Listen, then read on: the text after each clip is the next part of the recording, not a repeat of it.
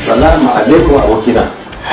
Amin alaikum assalam. Ban gane ba abokina, kai da kasan wurin Fatiya arme za mu na ɗiyar Garba Haruna kuma ka zo ka baje takardu kana karatu kamar wanda baya da wani uzuri. Na ce maka su Muhammadu Altini na waje wasu na jiran mu. Abokina ina tamma wacan arman nan kai kadai zaka. A'a. Saboda labarin da ya zo mini yanzu ya rikita min lissafi kwarai da gaske. Asha. Wallahi. Me ya faru? Wai haja ta kasuwa da na yi oda satin da ya gabata. Ita ce aka rike bakin iyaka. A bakin boda? Aka ce wai ban bi ka'ida ba. Wai ka san saboda mi? Saboda mi? Saboda yaron nan nawa da yake camfon ya ɓadda wasu takardun kaya. Ba ga irin ta ba? Na ce maka yaron nan in ba da yana ba zabar mai ba ina ba gobiri ba. Da na rike rijiyar da su. Da ka rike rijiyar da su ka hana su shan ruwa. Ka ji mana ga irin lalata. Ba ga irin ta ba? To irin wannan ce nake maka gudu alhaji. Shi yasa ba a jima ba nike ce maka bisan dukkan abin da ya shahi shige da huccen kayanka na kasuwa ka yi unhwani da tagan nan ta zamani da gwamnatin kasar mu ya girka mai aiki da na'ura mai kwakwalwa da ake kira gishe unique du commerce exterior da turanci. Wannan wa alhaji ba wani abu bane, tsari ne na gari da gwamnatin kasar mu ya girka tare da tallafin wani ofishi da ake kira web fund. Mun kawo ma mu yan kasuwa sauki wajen abin da ya shahi shige da huccen kayayyakin mu daga kasar nan. Kenan da gaske ne kake wallata nike irin wannan zancen naka ne da ka saba saboda nuna mini kai kayi lakwal ni ban yi ba. Ashe a matsa ai sai in mutum ya so ne ko wallahi ko alama a yanzu kana iya tsammanin haka na, amma daga ranar 10 ta watan Yuni na wannan shekara da muke ciki zuwa gaba tilas ne mu yan kasuwa mu yi aiki da gishe unique du commerce exterior. Wannan abu sauki ne a kawo mana mu yan kasuwa saboda daga zamne daga inda kake zaka kammala dukkan abin da ya kamata ka yi domin shigowa ko hutar da kayanka daga kasar nan tamu. Kenan in na gane da ka danna yan butotuwa na'ura ka gama komi kenan. Komi da komi duk abin da ka bukata. Alhurma web fontaine ofishin da ya shahara a duniya wajen sauƙaƙe ɗawainiyar kasuwancin shige da huce. Web fontaine? Web fontaine ba abokina. Saboda kaga cibiyoyin web fontaine sun zamanto yau ruwan dare game duniya, akwai su a kasashe da tama.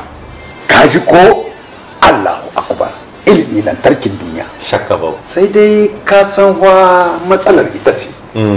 Ba mu kware ba sosai wajen aiki da na'ura ba. Wannan ba wata matsala bace abokina.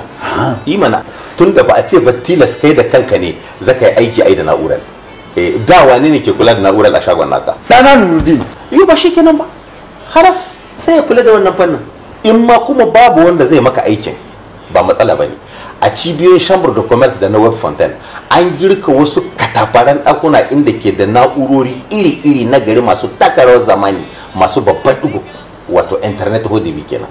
A wayannan wuraren za ka samu agaji daga ma'aikatan da ke nan wurin. Ka lura? Ma'aikata ne shahararru da suka lakanci wannan aikin yadda ya kamata. Iko sai lillahi. Wani mawaki ma ce gaba dai Nijar gaba dai kullum gaba dai.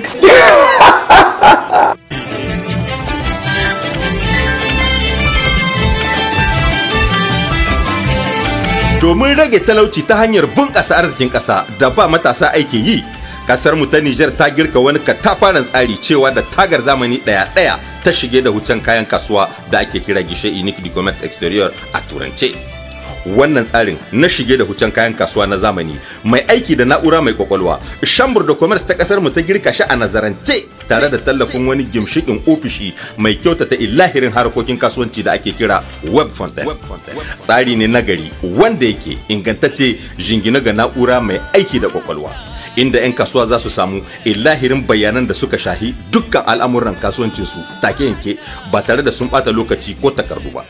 Tsari ne na zamani na hakika da aka girka domin sauƙaƙa shige da hucen kaya ba tare da bata takardu ba ko an sha wahala. Daga zamna inda ɗan kasuwa yake yana iya ta hanyar kwamfutar shi, tablet ko salular shi smartphone samun duk wani bayani bisa dokoki da ka'idodin da ya kamata ya biya bukatotin shi. Masu saye da saidawa da duk 'yan kasuwa da ke sayo ko hutar da kayan kasuwanci wajibi ne su yi aiki da wannan damar da gishe unique du commerce exterior ya basu domin tahiyar da harakokinsu na arziki yadda ya kamata cikin sauki da kwanciyar hankali. Kama daga shirin biyan kudin duwan cewa da prede duwan ma har zuwa inda za a adana kayan a duk faɗin ƙasar nan tamu, Gus Niger na tare da ku. Gishe unique du commerce exterior hanyar zamani da bunƙasa da tahiyar da kasuwanci a sauƙaƙe.